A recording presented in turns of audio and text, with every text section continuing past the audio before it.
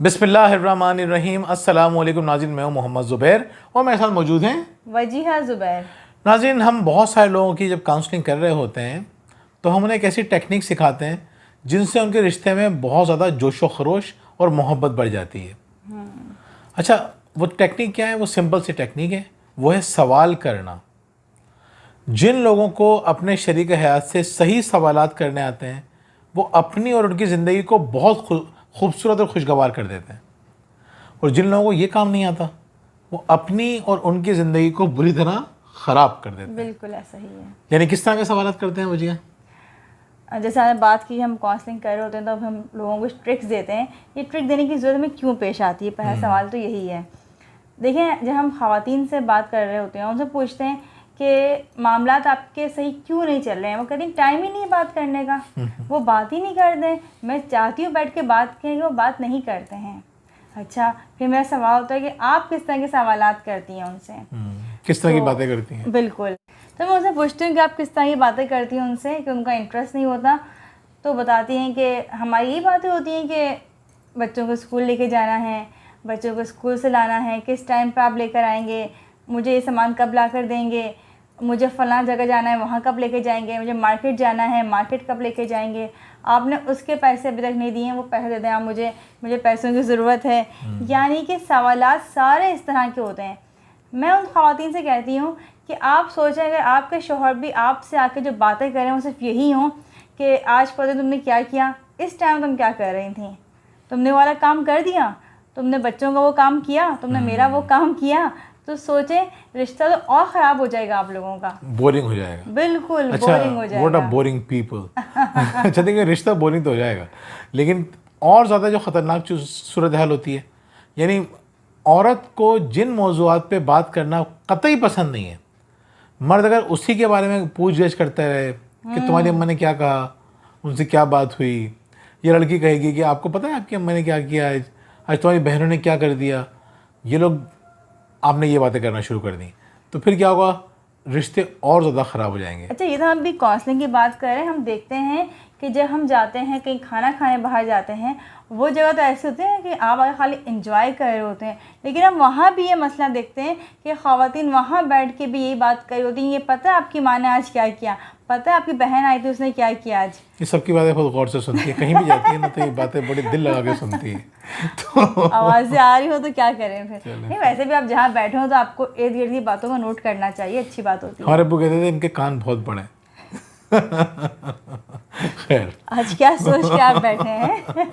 चलें, हम आपको बताना ही चाह रहे हैं कि सवालात आपको करने हैं किस अंदाज के। आज हम आपको सवालात नहीं बताएंगे, सवालात के लिए हम इंशाल्लाह नेक्स्ट वीडियो में आपको बताएंगे, जल्दी की वीडियो बनाएंगे जिसमें हम आपको बताएंगे कि क्या सवालात करने चाहिए। हम आपको वो तो समझ आपको मछलियाँ दे देंगे। आज हमको मछलियाँ पकड़ना सिखा रहे हैं, हमको बता रहे हैं कि सवालात किस तरह के होते हैं जो आपके रिश्ते को मजबूत करते हैं। ये शरीक हयात के साथ भी हो सकता है, ये बच्चों के साथ भी हो सकता है, और दीगर लोगों के साथ भी। बिल्कुल। किस तरह के सवालात करना चाहिए? दीगर लोगों के साथ कुछ सवालात के मामले में आपको एहतियात करनी चाहिए, पर्सनल क्वेश्चन नहीं करने चाहिए। लेकिन बाकी हम जब बात कर रहे हैं अभी शरीक हयात की ख़ास तौर पे, और बच्चों के लिए भी इसमें आपको कुछ ना कुछ मिलेगा, पैटर्न आपके समझ में आ जाएगा। और अगर पैटर्न आपकी समझ में आ गया तो वो जो आप लोगों का सवाल है ना कि हम बातें क्या करें, समझ में नहीं आता किस तरह की बातें करें, ये समझ में आ जाएगा आपको। बिल्कुल। तो सबसे पहले किस बात का ख्याल रखना चाहिए हमें सवाल करने से पहले? तो पहला हमें क्या ख्याल रखना चाहिए कि फॉर्मेलिटी ना हो कि आप एक फॉर्मेलिटी के तहत सवाल पूछ रहे हो, आपका अपना पूरा इंटरेस्ट होना चाहिए उस सवाल में। आप नज़र आए कि आप खुश हो के उनके बारे में मालूमात हासिल करना चाह रहे हैं या वाकई में उनसे पूछना चाह रहे हैं। उसमें मज़ा नहीं आता, ना उनका इंटरेस्ट पैदा होगा, उल्टा फिर वही हो जाएगा, बोर होने लग जाएंगे और आप कहेंगे कि बात तुम्हारी हुई नहीं कोई। तो मोस्ट इम्पॉर्टेंट बात क्या है कि आपको कोई इन्वेस्टिगेशन नहीं करनी, इस तरह के सवालात नहीं करने कि आप उनको खंगालने की कोशिश करें, बल्कि सवालात वो हों जिसको वो खुशी खुशी जवाब दें। दूसरी बात आप बताएंगे? मैं तो चलिए आप बता दें। दूसरी बात ये मुख्तलिफ़ कैटेगरीज होनी चाहिए, यानी एक ही तरह के सवालात ना हों कि आपने कहा बचपन की हमारे से बात की, बस बचपन की बातें हो जा रही हैं, या आपने उनसे पूछ लिया उनकी यूनिवर्सिटी के ज़माने की बातें, वो तो खैर आप खुद ही फुल स्टॉप कर दें। लेकिन इस तरह के सवालात ना हो कि वो एक ही जैसे सवालात उनसे हो रहे हों। अगर साथ आपने यूनिवर्सिटी में नहीं पढ़ा है तो ये सवालात नहीं कीजिए। अच्छा, तो मैं भी नहीं करती हूँ। उसके अलावा उनके ड्रीम्स के बारे में बात करें, आप जो है उनसे अगर उनका पॉलिटिक्स में इंटरेस्ट है तो आप हल्का फुल्का उस बारे में भी बात कर सकते हैं। तो अगर खैर बात बहुत बड़ी इंटरेस्टिंग हो जाती हैं चीज़ें जब इतनी हंसी आपको क्यों आई क्योंकि पॉलिटिक्स ये की जब बात पॉलिटिक्स करते की बात हुए? करती हैं तो मुझे हंसी आ जाती है। या आप रिलीजन के बारे में बात कर सकती हैं, आप उनकी हॉबीज़ के बारे में बात कर सकती हैं, आप उनकी अचीवमेंट के बारे में बात कर सकती हैं या कर सकते हैं। अच्छा, अगर यहाँ पे एक बात मैं शामिल कर दूँ कि अगर आप सवालात कर रहे हैं, बात कर रहे हैं, तो जहन में ये ना हो कि सवालात इसलिए कर रहा हूँ ताकि इससे ऐसी इस्लाह हो जाए, ये समझ जाए। तो तनकीदी पहलू को एक तरफ रख दें, अभी आपको सिर्फ बात करनी है इंटरेस्ट की और एक दूसरे से कम्युनिकेट करने की आपको कोशिश करनी है। बिल्कुल सही बात। अच्छा, तीसरी बात यह है कि आपको जो सवाल करना है वो आपको ओपन एंडेड सवाल रखना है, क्लोज एंडेड ना हो। यानी देखिए, सवाल दो तरह के होते हैं। एक सवाल वो होते हैं जिसको हम अगर इंग्लिश में देखें तो वो सवाल जो कि हेल्पिंग वर्ब से स्टार्ट होते हैं कि क्या आप जा रहे हैं, क्या आप खाना खाएंगे, क्या आप उसको जानते हैं, क्या आप वहाँ जाएंगे, क्या कल आपने ये काम किया था। इसका जवाब क्या होगा, हाँ या नहीं। कोई और जवाब नहीं होगा, बात ख़त्म। क्या आप खाना खाएंगे, हाँ। क्या आप उसको जानते हैं, नहीं। क्या आपने कल ये काम किया था, नहीं। ये होते हैं क्लोज एंडेड, आपने सवाल किया और वहीं पे ख़त्म हो गया। दूसरे सवाल होते हैं वो ओपन एंडेड होते हैं, जो WH वर्ड से स्टार्ट होते हैं, व्हाट, व्हेन, व्हाई, वेयर।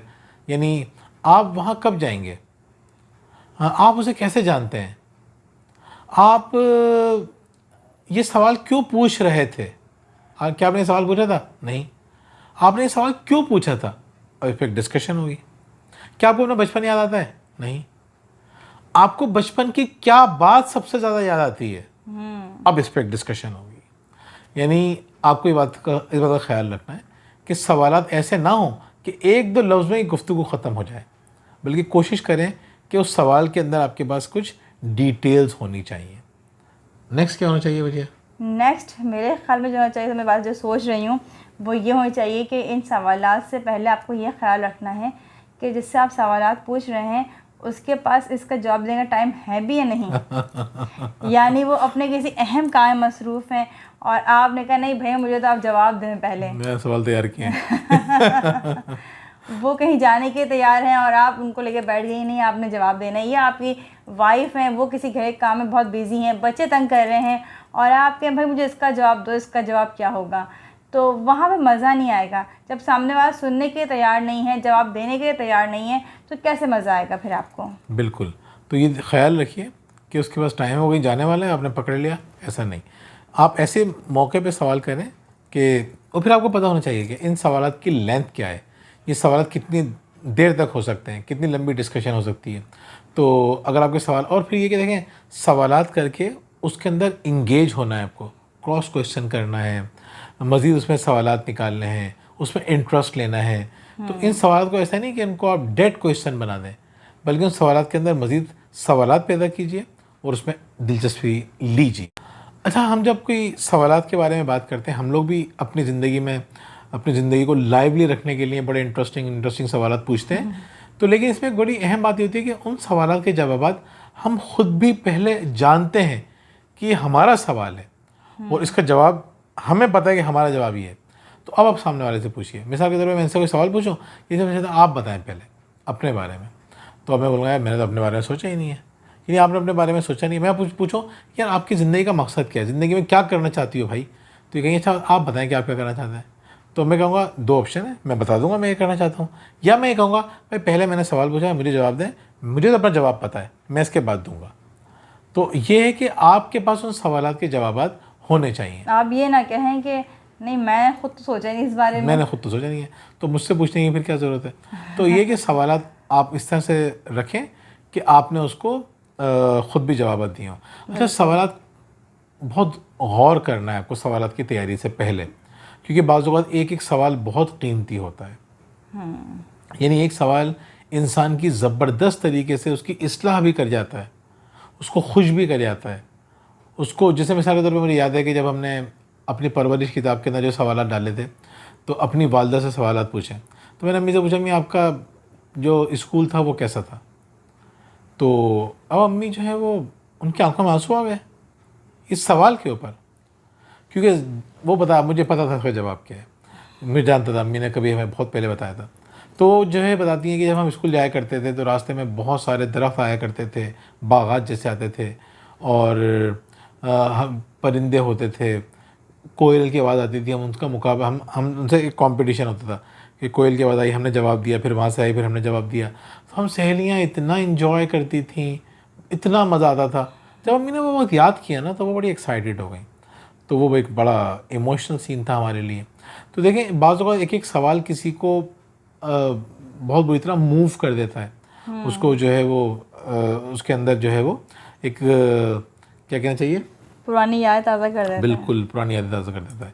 तो हर सवाल को बहुत अच्छी तरह से केयरफुली डिज़ाइन कीजिए। अच्छा, एक बात का और ख्याल रखिएगा, मोहब्बत के बारे में सवाल मत कीजिएगा इस तरह से कि पहली मोहब्बत कौन थी आपकी? हाँ, ये इस तरह के सवाल या ऐसे सवाल जिससे उनको अपनी पुरानी मोहब्बत याद आना शुरू हुआ है। तो वो सवाल माजी है, ख़त्म हो गया।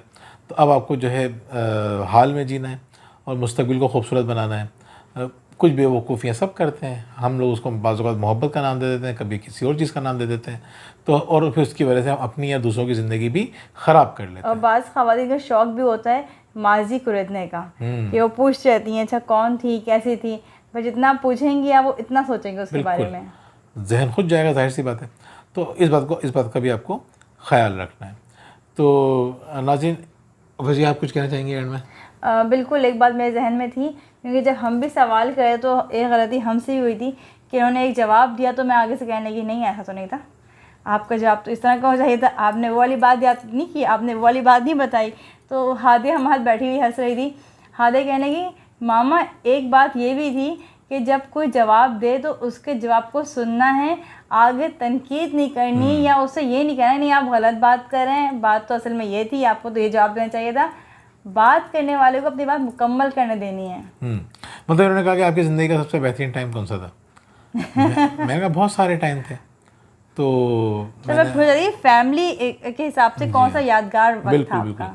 तो मैंने कहा कि मेरे सारे बहुत अच्छे हैं। मैंने शादी से पहले भी बहुत अच्छे वक्त थे, शादी के बाद के भी बहुत अच्छे वक्त हैं।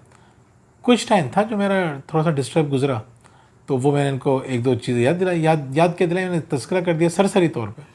तो इनको लगा कि मैं जो है इनको क्रिटिसाइज़ कर रहा हूँ कि इनकी शादी से पहले ज़िंदगी बहुत अच्छी थी, शादी के बाद ज़िंदगी बहुत ख़राब थी। तो जाहिर सी बात है बंदे को उम्मीद होती है बोलें कि भाई हाँ तुम्हारे बड़े अच्छे यादगार लम्हात गुजरे हैं, बातें कर रहे हैं ये शादी से पहले की तो ये सवाल एनजीओज़ की। तो ये सवालात करते हुए तो मैंने कहा जो हमने एनजीओ बनाई थी जिसमें लोग जो ट्रेनिंग करवाया करते थे, मेरी ज़िंदगी का वो यादगार तरीन वक्त था। मतलब उस वक्त मैं बता नहीं सकता कि जब हमारे सेशंस हुआ करते थे, वीकली सेशंस हुआ करते थे जिसमें लोग आके बैठा करते थे और हर सेशन में लोगों के मसाइल हल हो रहे होते थे, उनकी ज़िंदगी, और वो हमें ऐसा अभी भी हो रहे होते हैं, वीडियोस देख के भी हो रहे होते हैं, लोग बता भी रहे होते हैं, लेकिन लोग सामने आके बता रहे होते हैं ना कि आपकी इस बात से हमें ये फ़ायदा हुआ, लोग फीडबैक दे रहे होते हैं, तो उसकी खुशी अलग होती है। तो मैंने बताया कि भाई मेरा तो वो बहुत शानदार था, तो ये कहना मेरा क्यों नहीं बताया हमने?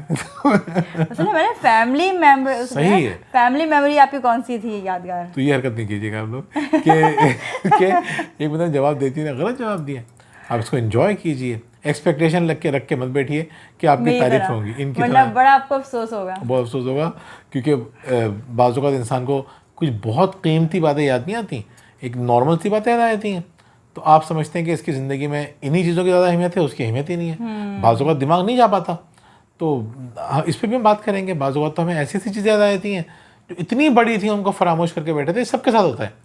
तो हम अपनी नई किताब में, जो हमारी नई किताब आ रही है इंशाअल्लाह, खुशी के ऊपर, खुशी की किताब उसका नाम है, तो उसमें हमने इसको डिस्कस किया है कि किस तरह अपनी ज़िंदगी को खुशियों से खाली कर देते हैं और किस तरह ज़िंदगी में खुशियाँ भर देते हैं। खैर, एक्सपेक्टेशन मत रखिए, सवालात को एंजॉय कीजिए, सामने वाले को बोलने का मौका दीजिए। अगर आपने बीच में काउंटर करना शुरू कर दिया ना, तो सामने वाला बहुत सोच के बोलेगा और बहुत सारी बातें बोलेगा ही नहीं, और फिर वो ये भी कह सकता है भाई हमें जवाब ही नहीं देना, जाओ अपना काम करो, अपना काम करो। नेक्स्ट टाइम वो इंटरेस्टेड नहीं होगा सवालात के अंदर, बच्चे भी नहीं होंगे। तो सवाल के जवाब में इंटरेस्ट लीजिए। अगर आपको लगता है कुछ जवाब अच्छे नहीं आ रहे, आपके मतलब के नहीं आ रहे, तो आपको अपने सवालात का पैटर्न चेंज करना चाहिए। जैसे उन्होंने मुझसे कहा कि भाई मैं तो फैमिली का पूछ रही हूँ, तो फिर मैंने बताया फैमिली का तो टाइम हमारा, मतलब जब जिस वक्त हम पाँचों साथ होते हैं तो वो तो एक हमारी पार्टी टाइम होता है हमारा। यानी ये कहती हैं ये तो आपकी थेरेपी का टाइम है। जिसमें हम सारे 5 छः बैठे होते हैं। लेकिन अगर फैमिली टाइम की बात, अच्छा उसमें ये भी साथ होती थी, उसमें हादिया भी साथ होती थी, उसमें मेरी वालदा भी साथ होती थी। उसमें सिर्फ हादिया थी, हरमीन और अली बहुत बाद में हुए हैं। हादिया 100 महीने 1.5 महीने की थी बिल्कुल छोटी थी जब उन्होंने जाना शुरू कर दिया किया था। ये लोग भी साथ होते थे और मैं इनको ज़बरदस्ती लेके जाया करता था अपने हर प्रोग्राम के अंदर। इन बातों का ख्याल रखिए, इंशाल्लाह बहुत फ़ायदा होगा। बहुत बहुत शुक्रिया। अल्लाह हाफ़िज़। अल्लाह हाफिज़।